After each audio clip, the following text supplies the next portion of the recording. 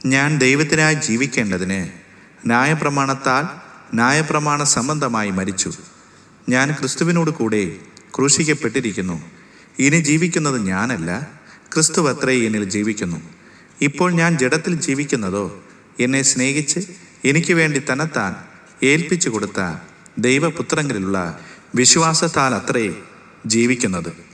ഗലാത്യർക്ക് എഴുതിയ ലേഖനം 2-ാം അധ്യായം 19-20 വാക്യങ്ങൾ. കണ്ണുനീർ താഴ്വരയിൽ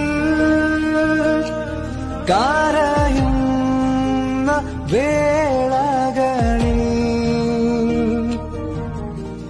കൈവിടില്ല കർത്തനന്റെ, കൈവിടില്ല കർത്തനൻ